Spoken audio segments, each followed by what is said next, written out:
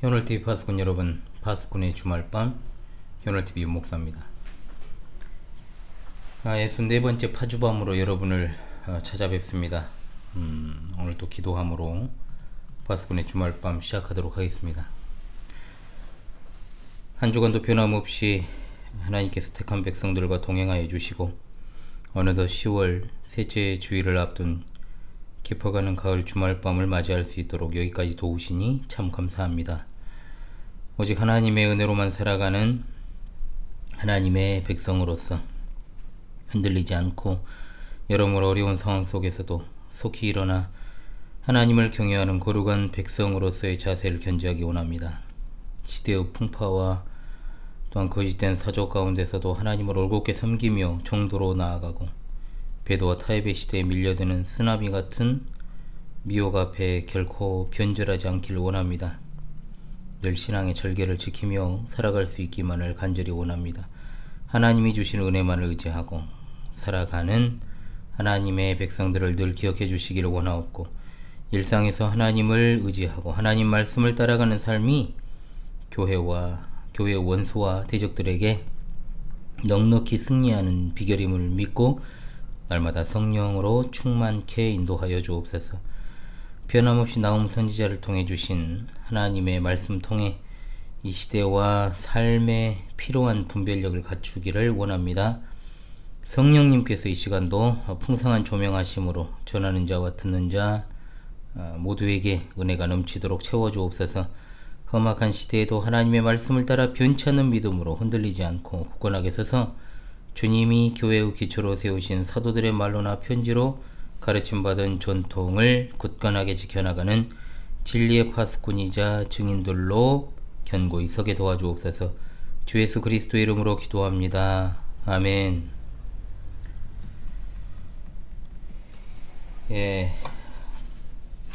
오늘 나훔 3장 1절로 6절까지 말씀을 오늘은 상고하도록 하겠습니다. 이제 한 번만 더 하면 나훔 메시지도 이제 끝나게 됩니다. 일단은 본문을 읽고 시작하도록 하겠습니다. 나훔 3장 1절로 6절의 말씀입니다. 화 있을진저 피의 성이여 그 안에는 거짓이 가득하고 포악이 가득하며 탈취가 떠나지 아니하는도다. 휙휙하는 채찍소리, 윙윙하는 병거바퀴 소리, 뛰는 말, 달리는 병거, 충돌하는 기병, 번쩍이는 칼, 번개같은 창, 죽임당한 자의 때, 죽음의 큰 무더기, 무수한 시체여 사람이 그 시체에 걸려 넘어지니 이는 마술에 능숙한 미모의 음녀가 많은 음행을 함이라. 그가 그의 음행으로 여러 나라를 미혹하고 그의 마술로 여러 족속을 미혹하느니라. 보라, 내가 내게 말하노니 만군의 여호와의 말씀에 내 치마를 걷어올려 내 얼굴에 이르게 하고 내 벌거벗은 것을 나라들에게 보이며 내 부끄러운 곳을 뭇 민족에게 보일 것이요 내가 또 가증하고 더러운 것들을 내 위에 던져 능욕하여 너를 구경거리가 되게 하리니. 아멘. 자, 7절까지 읽으려고 했어요. 나훔 3장은 2장에 이어서 아시리아의 수도 니느웨의 멸망을 다시금 예언합니다. 니느웨의 멸망 이유가 뭐냐? 다른 민족들에 대한 아시리아의 군사적 억압 그리고 종교적 사기 행위 때문이다. 니느웨가 아무리 강해도 그들이 정복했던 도시들처럼 멸망할 것이요 또 아무리 견고하게 만들어도 반드시 패망할 것이라고 말씀하는 내용입니다. 자, 본문 개요를 보죠. 자, 나훔 3장은 전체적으로 세 부분으로 나눌 수 있습니다. 첫 부분이 1절로 6절입니다. 이 부분에서 이제 오늘 상고할 부분인데요. 아시리아의 수도 니느웨가 멸망할 수밖에 없는 이유가 뭐냐? 2절에 니느웨가 벌인 전쟁 범죄가 멸망의 이유고 4절에 마술을 비롯한 종교적 거짓 행위로 많은 민족을 미혹한 것이 멸망의 두 번째 이유다. 5절로 6절에서 하나님은 니느웨에 가증하고 더럽고 부끄러운 것들을 모든 민족에게 드러나게 하여 구경거리가 되게 하겠다 하셨죠. 둘째 부분은 7절로 13절입니다. 니느웨가 이제 아시리아 즉 이제 그들이 정복한 도시처럼 망한다. 8절로 9절에서 나훔은 아시리아가 점령했던 에티오피아와 그리고 이집트의 대표 도시들을 예로 들면서 10절로 13절에서는 저항하려고 몸부림치던 이 도시들을 아시리아가 정복하고 약탈하고 포로로 끌고 갔던 것처럼 니느웨도 동일하게 멸망할 것이다. 세 번째 이제 14절로 19절이죠. 아무리 방어 준비를 해도 니느웨는 메뚜기의 사라짐같이 반드시 망한다라고 선포합니다. 14절로 15절에서 니느웨가 아무리 성벽을 견고하게 보수하고 군사의 숫자를 늘리더라도 그 속에서 모든 사람이 죽게 된다고 했습니다. 그리고 16절로 19절 니느웨의 부와 권력 유지에 일조한 상인과 장수들을 메뚜기처럼 많게 하라. 이 모든 존재가 메뚜기가 사라지는 것처럼 사라지더라도 이들을 모을 존재가 없다라고 말합니다. 황폐케 될 것을 예언하고 있는 거죠. 자, 그렇다면 이제 1절로 6절 오늘 부분 살피도록 하겠습니다. 니느웨가 왜 멸망하는 것인가? 두 가지로 설명을 하죠. 하나는 니느웨가 모든 민족에게 저지른 이른바 전쟁 범죄, 아시리아가 무수히 흘린 피, 그리고 그들이 쌓아 올린 시체가 그들에게 죽음의 돌부리가 됩니다. 다른 하나, 그들이 종교의 이름으로 자신들과 이방 민족들에게 저지른 거짓. 특히 여기서는 니느웨가 벌인 종교 범죄 중에 마술을 언급하고 있죠. 그런 니느웨의 부끄럽고 가증한 것들을 하나님께서 낱낱이 드러내시는 겁니다. 1절로 3절 전쟁 범죄에 관한 내용을 보겠습니다. 3장을 시작하면서 나훔이 니느웨를 향하여 화 있을진저 피의 성이요 그 안에는 거짓이 가득하고 포악이 가득하며 탈취가 떠나지 아니하는도다. 화 있을진저라는 말은 이제 대부분의 선지서에서 심판을 선언할 때 사용되는 표현이죠. 익숙합니다, 우리에게는. 화 있을진저의 히브리어 표현을 굳이 우리식으로 표현하자면 예전 장례식에서 잘 들을 수 있었던 아이고입니다. 아이고. 장례식뿐만 아니라 우리가 일상에서 그냥 아이고 자주 하죠. 선지자들이 심판당할 민족이나 사람이나 도시들의 운명에 대한 메시지를 전달할 때 사용하는 표현이 바로 이겁니다. 아울러 니느웨 이름이 안 나오고 뭐라고 되어 있습니까? 피의 성입니다. 사람의 피로 무섭게 물든 도시다. 아시리아라는 국가 자체가 굉장히 호전적이고 또 잔인한 짓들을 많이 했죠. 특히 아스루바니팔 궁전 벽화에서 왕과 왕후가 엘람 왕의 잘린 머리를 매달고 잔치 벌이는 장면이 새겨져 있을 정도니까요. 그리고 이들의 거짓과 약탈이 가득했기 때문에 니느웨를 이렇게 불렀다라고 봐야 될 것 같습니다. 2절로 3절에서 나움은 전쟁터의 상황을 묘사하죠. 아시리아가 다른 민족을 공격하는 것인지 공격당하는 니느웨 상황인지 공격당하는 상황으로 보는 게 맞을 것 같은데요. 병거들이 전쟁터를 돌진하는 모습, 굉장히 생생한 전쟁 묘사를 하고 있죠. 소리와 장면들을 갖다가 그야말로 떠올리기에 충분한 모습들이다. 그리고 나서 3절에서 기병들의 전투 장면, 그리고 전쟁터에 널브러져 있는 죽음을 묘사하고 있습니다. 시체들이 얼마나 많았는지 시체들로 인해 사람이 걸려 넘어진다라고 했으니까요. 고고학적 발견들을 통해서 아시리아가 얼마나 전쟁을 하면서 사륙잔치를 벌였는지를 보여주는 벽화들과 기록들이 남아 있습니다. 목매달아 죽이는 것은 그냥 기본적인 거고, 가죽을 벗겨 죽이고 참수하고 산채로 불에 태워 죽이고 벗긴 피부를 그 성들의 벽에 바르고 또 정복한 도시마다 사륙의 잔치, 피의 향연, 혀를 뽑아도 죽이고 시신을 토막내 가지고 개나 돼지에게 던져주고 새에게 먹이로 주는 기록도 나오니까요. 자, 이런 짓을 자행하고도 무사할 것이라 생각하는 게 이상하죠. 그리고 이제 4절입니다. 니느웨의 종교적 범죄입니다. 특히 이제 니느웨를 창녀로 묘사를 하죠.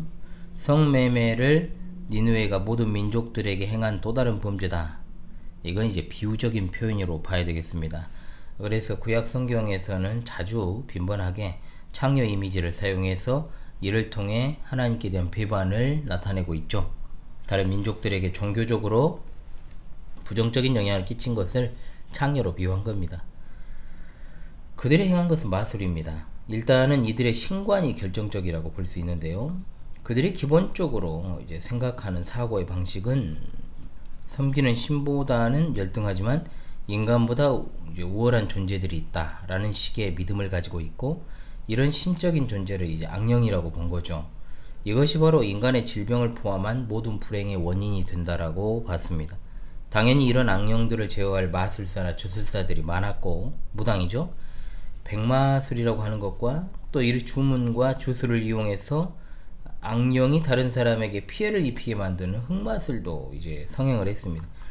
일단 여기서부터 시작된 짐승을 쪼개가지고 내장을 꺼내서 점을 치는 것이 상당히 유행을 했고, 또 우리식으로는 주문을 써서 붙이는 부적도 유행을 했고, 전쟁 시에도 주술사를 동원해서 신탁을 찾는 일들이 많았다고 하는 거죠.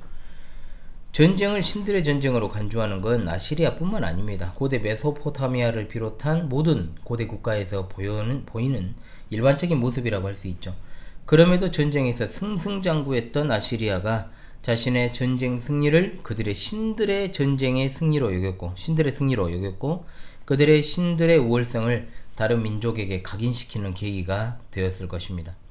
하나님께서는 바로 이 점을 아시리아가 다른 민족들에게 하나님에 대한 인식을 잘못되게 만든 것으로 그렇게 여기셨다고 하는 겁니다. 그러므로 이들의 바로 종교적 범죄가 바로 두 번째가 되는 것입니다. 5절로 6절의 말씀입니다. 부끄럽고 가증한 것을 드러내고 있다라고 했죠. 5절은 계속해서 니느웨를 창녀 이미지를 사용해가지고 드러내고 있습니다. 치마를 걷어올려 벌거벗고 부끄러운 곳을 많은 나라들과 민족들에게 보인다. 치마를 걷어올려 얼굴에 이르게 한다. 뭐냐, 그냥 치마를 뒤집어 쓴 거죠. 수치를 완벽하게 속수무책인 거죠. 그러니까 살짝 이게 마르는 몰로가 그냥 치마가 펄럭 있는 것처럼 이 정도가 아니고 그냥 뒤집어 퍼져버린 거예요. 이걸 뭘 가리키겠어요? 니느웨가 다른 민족들에게 종교적으로 미혹시킨 것이 다 거짓이다. 그래서 이런 수치가 완전히 속수무책일 정도로 드러난다. 즉 그들의 신들이 최고의 신이고, 그래서 그것으로 인하여서 니느웨와 아시리아의 번영을 가져다 주었다 라고 과시를 했지 않습니까? 그런데 하나님이 니느웨와 아시리아를 멸망시키므로 그들의 신들이 그들의 말과 같은 그런 존재가 아니라는 사실을 드러내겠다는 말입니다. 그러니까 이들의 종교적 우월감이 거짓이라는 사실을 하나님이 자신이 드러낸다는 것을 강조하려고 5절로 6절의 문장이 하나님을 주어로 하는 1인칭 단수를 사용한 겁니다.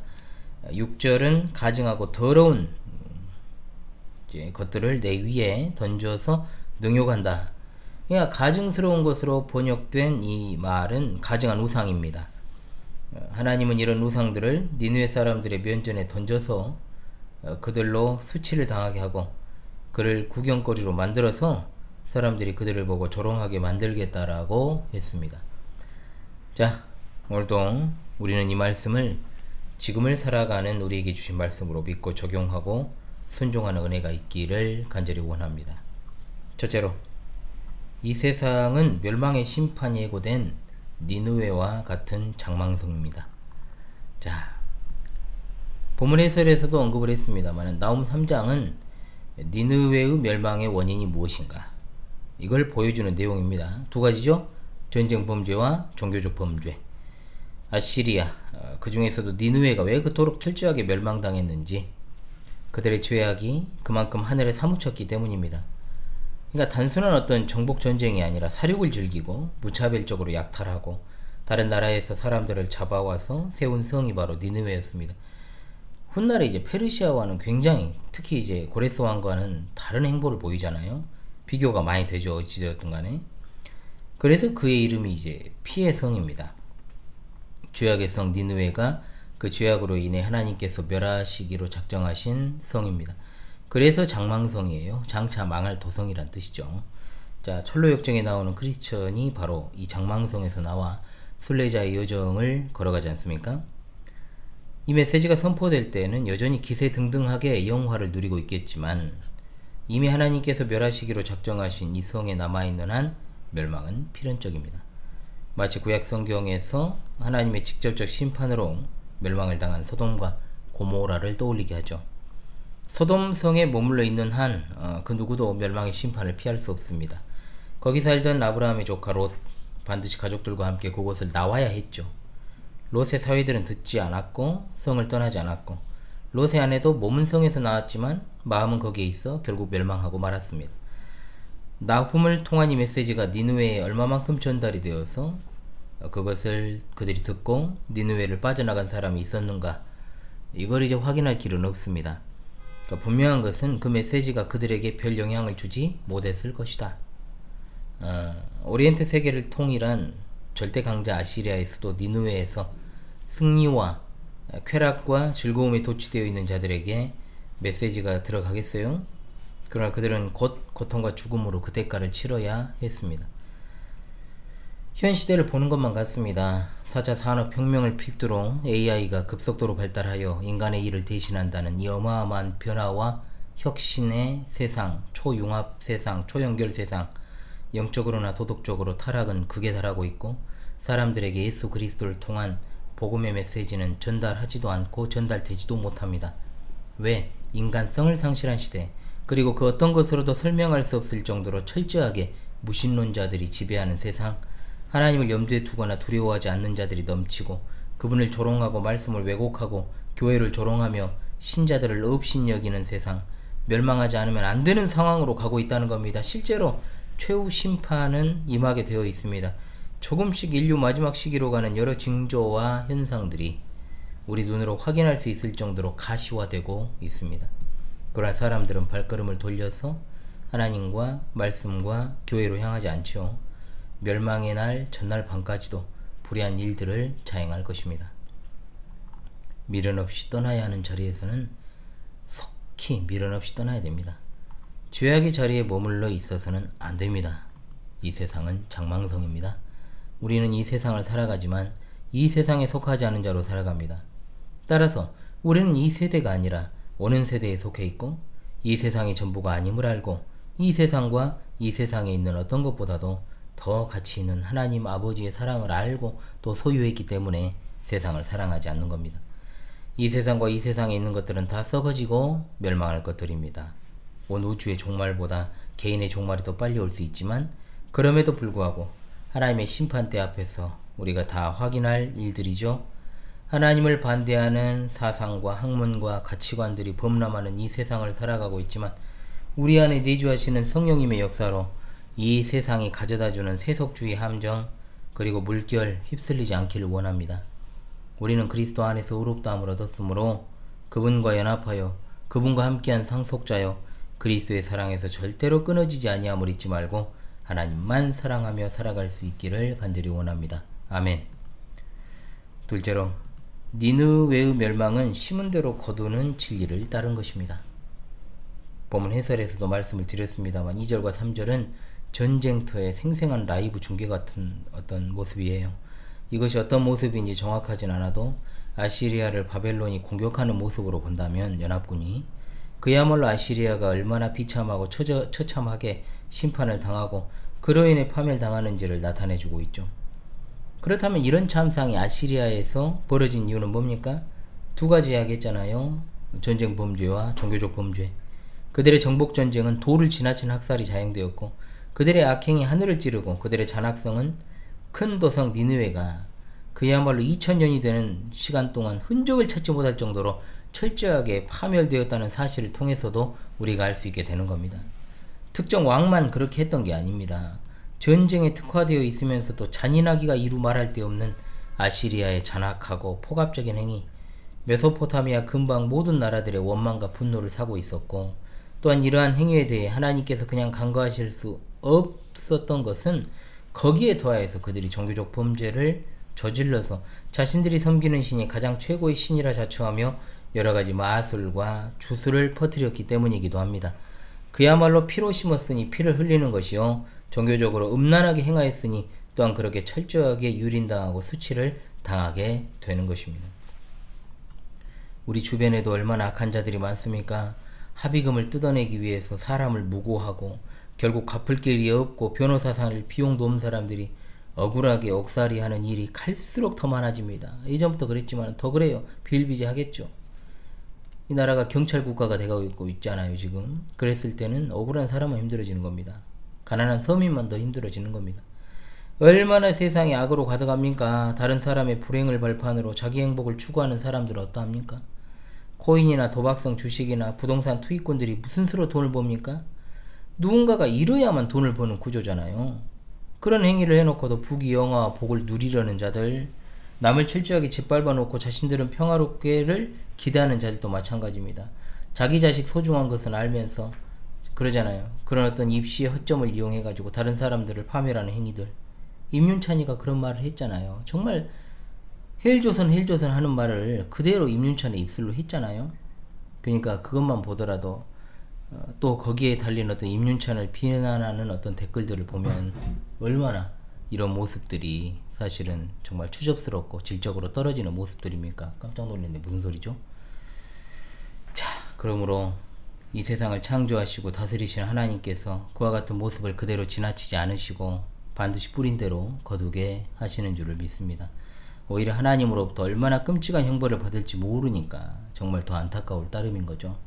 세상이 어떤 방식을 취하든 세상의 악인들이 어떻게 행하든 개의치 말고 오직 의로운 일을 행하고 화평을 도모하고자 힘쓰고 인내함으로 정직한 결실을 거두게 하실 하나님을 소망하며 살아가야 될 것입니다. 이사야 3장 10절로 11절 너희는 의인에게 복이 있으리라 말하라. 그들은 그들의 행위의 열매를 먹을 것이며 악인에게는 화가 있으리니 이는 그의 손으로 행한 대로 그가 보응을 받을 것임이니라. 갈라디아서 6장 7절 말씀 스스로 속이지 말라. 하나님은 업신여김을 받지 아니하시나니 사람이 무엇으로 심든지 그대로 거두리라. 아멘. 셋째로 아시리아의 모습은 계시록에 나오는 두 짐승의 모습을 그대로 나타내고 있습니다. 예수님의 제자 요한 사도가 인류 종말 시기에 이 세상에 세계 정부가 출현하게 될 것이라고 예언했죠. 요한 사도가 세계 정부의 수반을 짐승이라고 표현을 했습니다. 왜 인간을 짐승이라고 표현했을까요? 이유는 간단하죠. 인간이지만 인간 같지 않은 자이니까. 인간을 마구잡이로 맹수가 초식동물을 사냥하는 것처럼 대학살함으로 짐승이라고 한 것입니다. 이성을 상실한 짐승이죠. 사탄이 이 짐승에 자신의 자리까지 내주는 것을 우리가 보게 되잖아요. 또한 사탄은 이 짐승 같은 자에게 자기가 가진 능력까지도 부여합니다. 인류 최초 문명 수메르가 생긴 이래 아시리아 왕들이 그런 잔악한 면을 많이 가지고는 있었지만 이것은 근동을 중심으로 한 세계 제국은 아니었기에 단 한 번도 이렇게 악독한 자가 출현한 적이 없었다라고 볼 수 있습니다. 인류 종말의 시기 현대 시대에 출현하게 되는 거죠. 요한계시록 13장 1절 말씀 내가 보니 바다에서 한 짐승이 나오는데 뿔이 열이요 머리가 일곱이라 그 뿔에는 열 왕관이 있고 그 머리들에는 신성모독하는 이름들이 있더라. 자, 이 구절에서 바다에서 한 짐승이 나온다 했어요. 이 짐승이 헬라어로 데리온입니다. 즉 사나운 짐승, 독을 가진 짐승. 2차 세계대전에서 유대인을 학살한 독일 히틀러, 구소련의 스탈린, 이런 자들보다 더 악독하고 잔인한 자가 세계정부의 수반이 될 것이다 예언합니다. 짐승이라고 하는 것은 그가 이성을 상실한 자라는 뜻이라고 했죠. 일루미나티가 만든 공산주의자들도 종교를 불문하고 1억 5천만 명 이상을 대학살했습니다. 인류 마지막 역사 무대에 등장하게 될 세계정부의 총통 역시 이성을 상실한 짐승이라고 했어요. 그냥 인류 역사상 전무후무한 독재자의 탄생을 성경에 예언하고 있다는 거죠. 오늘 아시리아의 모습에서 가늠해 볼 수 있지만 규모나 능력 면에서는 비교도 되지 않을 것입니다. 바울 사도는 이 짐승을 멸망의 아들이라고 예언을 했죠. 이 짐승이 바다에서 올라온다는 것은 넓은 세상입니다. 즉 곧 하나된 세상에서 권력을 얻게 될 것이다. 바다는 넓은 세상을 가리키는 말이에요. 그러므로 바다의 면적이 지구 표면의 70%를 차지하고 있지 않습니까? 바다가 육지보다 4.5배가 큽니다. 그래서 바다에서 짐승이 올라온다라고 표현한 거예요. 따라서 이 말은 전 세계 각 나라의 정치권을 포괄하는 것이다. 육지의 특정 국가를 지칭하는 것이 아닙니다. 바다는 고대 세계와 현대 시대에 난무하는, 즉 악행이 난무하는 곳을 가리키는 표현입니다. 아울러 아시리아의 종교적 범죄는 계시록 13장 11절에서 12절에 나오는 땅에서 올라오는 짐승에 관한 말씀으로 그 성격을 가늠할 수 있습니다. 내가 봄에 또 다른 짐승이 땅에서 올라오니 어린 양같이 두 뿔이 있고 용처럼 말을 하더라. 그가 먼저 나온 짐승의 모든 권세를 그 앞에서 행하고 땅과 땅에 사는 자들을 처음 짐승에게 경배하게 하니 곧 죽게 되었던 상처가 나은 자니라. 이 말씀은 뭐냐? 이 세상의 종교가 하나가 될 것이라는 말씀이에요. 현재 프리메이슨들이 여러 기구들을 통해 하나의 종교 통합체를 하나의 종교를 출범시키려는 준비를 신속하게 하고 있습니다. 일단은 세계 복음주의 연맹 WEA가 마지막 베드로 가는 지옥문을 활짝 열었고 모든 종교가 2033년을 외치고 있습니다. 성경의 애언처럼 여기에서 또 하나의 우두머리가 선출되어 짐승 앞서 이야기했던 세계 단일 정부를 지원하게 되겠죠. 종교 분쟁으로 인한 심각한 폐해를 강조하면서 평화를 가장하여 종교 통합체를 출범시키게 될 겁니다. 각국에서 벌어지고 있는 소위 에큐메니칼 운동, WCC, WEA와 같은 종교 다원주의 혼합주의 운동 같은 것을 통해 종교를 하나로 만들려는 노력은 어제 오늘의 일이 아니었습니다. 그 결실을 맺기 일보 직전인 거죠. WCC에 이어 2024 서울 인천 로잔 대회, 1027 연합예배, 1027 WEA 서울총회를 초대형 교회와 유명 목회자들이 발벗고 나서는 것은 결국 짐승을 돕기 위한 하나의 방편이라고 보시면 되겠습니다. 땅에 올라온 이 종교 세력들이 어린 양같이 두 뿔을 가지고 있다는 건 어린 양 되시는 예수님을 흉내내려고 한다는 뜻입니다. 많은 무지한 목회자들과 성도들이 어린 양의 흉내를 내며 실상은 용의 말을 하는 광명의 천사를 분별하지 못하고 있습니다. 교회의 연합과 일치라는 하나의 좋은 구실로 결국 사탄이 원하는 일을 하게 되니 이것은 멸망으로 가는 지름길이 될 것입니다. 아시리아가 가진 두 가지 범죄는 바로 이러한 인류 마지막 시기 출현한 두 짐승의 성격을 마치 보여주는 것과 같습니다. 참으로 깨어서 이와 같은 시대의 징조에 민감하고 우리 주님 오실 준비를 다른 게 아니라 신앙의 절개를 지키는 것으로 해나가야 될 것입니다. 아멘.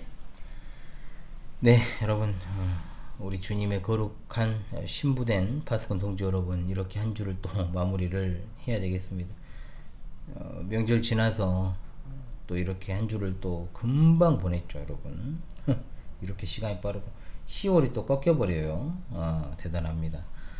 요즘은 아내도 바빠요. 이제 이맘때쯤에 또 바쁜 시기라서 그렇고 이런저런 행사들이 좀 있고 또 11월 되면 좀 나을 텐데 10월까지는 좀 그렇습니다. 일적으로 바쁘니까 이때 좀 많은 또 체육대회를 비롯해 가지고 또 여러 가지 뭐 행사들을 좀 많이 또 하죠.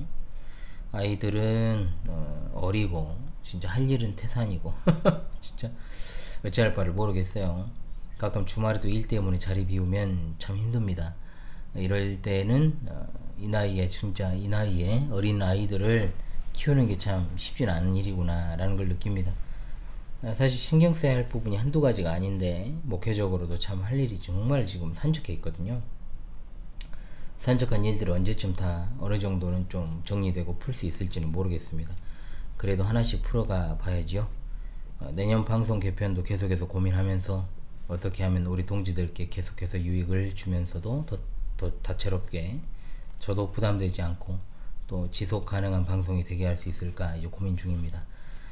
그냥 제 바람은 이겁니다. 이 울타리 안에 있는 성도들이 성속으로 나아가고 험악한 시대에 우리 파스콘 동지들이 협력하여 잘 이 터널을 인내하며 같이 통과하고 버티는 것 외에는 없어요. 바라고 또 바라는 것이 그것입니다. 여러분 한 주간도 정말로 노고가 많으셨습니다. 내일 또 주님 안에서 평안하고 기쁨으로 가득한 주일을 맞이하시고 누리시기를 바라옵습니다. 2025년 41주차 현월이와 함께하는 구원의 여정을 마무리합니다. 감사합니다.